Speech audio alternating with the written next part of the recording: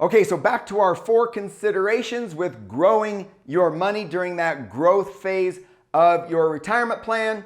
We've talked about the rate of return. We've got the fixed, variable, and the index. We've got the average versus the actual. We've talked about the importance of, or the impact of losses. And now we've talked about taxes. We've got taxable, where you're actually paying your money or your taxes as you go, which, by the way, we didn't talk about that a lot, but that one is the worst of all because you're actually paying taxes, and that money that you pay to the government is not compounding interest. So you want your money to grow tax deferred, and then ideally you would want your money to be tax exempt or tax free when you pull the money out. So now let's talk about fees. Okay, so with fees, there is no fees. You can take your money down to the bank. No fees for that. You can stick your money under your mattress. No fees for that either, right?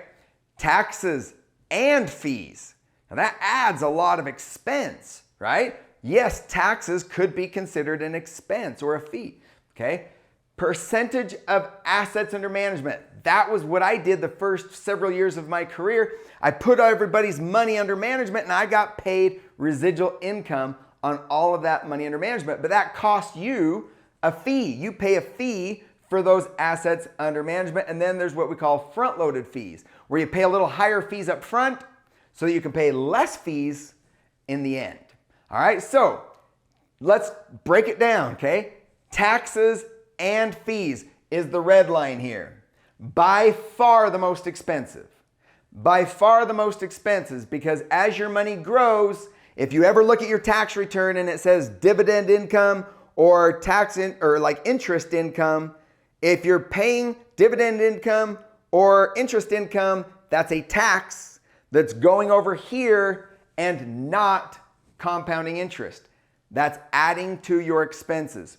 Then we've got fees on the government's money. If you are putting your money into a qualified plan, like we just discussed a minute ago, then you are actually paying fees on your money and the government's money. That's why everyone in the financial industry wants you to put your money in qualified plans, because they earn a fee, they earn a commission on your money and the IRS's money. You know how we just looked at that a minute ago? If you have more money in your account, then you're going to pay more in fees to the financial advisor, okay, or the money manager. Okay, so then, let me go back. And then we have front-loaded fees. Front-loaded fees, tax exempt. Tax exempt, that would be like a Roth IRA or something where you've paid your taxes and it doesn't get taxed in the future. You're actually paying less in fees over time. And then we have front-loaded fees. Front-loaded fees are where you're paying more fees initially, but less fees over time. Now, here's the question. How much does this really matter? Do fees really have much of an impact on the growth of your money? Let's look at 6% in 4 different scenarios. So we're growing our money. We're growing our money from age 50 to 95. We're growing our money at 6% in all of these accounts. Okay? Taxes and fees do make a huge difference because, remember, taxes and fees put your account clear down here. If you're paying all those taxes and fees, you're clear down here at the bottom.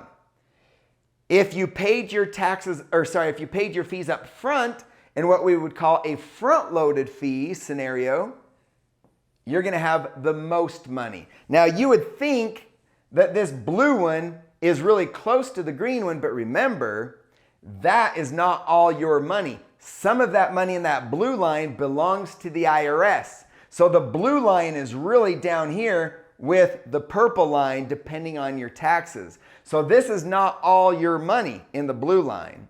And then of course we have the purple, which would be the tax exempt money. So you can see that on the growth of your money, the account value, the growth of your money, how much you pay in fees makes a huge difference.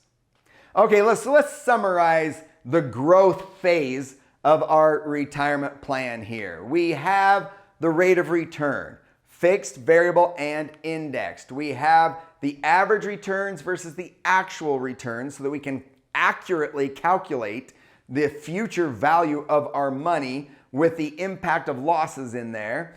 And we've got the 3 tax categories to consider. We've got taxable, tax deferred, and tax exempt. Okay, and then we've got the fees. There's no fees, there's taxes and fees, there's a percentage of your assets under management, and then there is also the front-loaded fees. So that's kind of the summary of the growth phase of your money.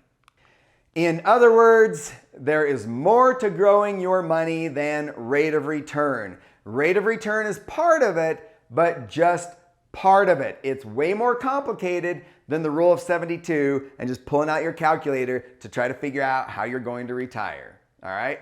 Now, which club is best? Which out of all of the strategies, the tax strategies, the growth strategies, which strategy is best? Well, again, it's not about the clubs. It's about the swing. The swing is by far more important. You need several clubs to play the game of golf. It depends on where you're at on the field. If you're 100 yards from the hole or 10 feet from the hole, that's going to change which club you use. It's not about the clubs. It's about the swing. Okay? That is what's the most important.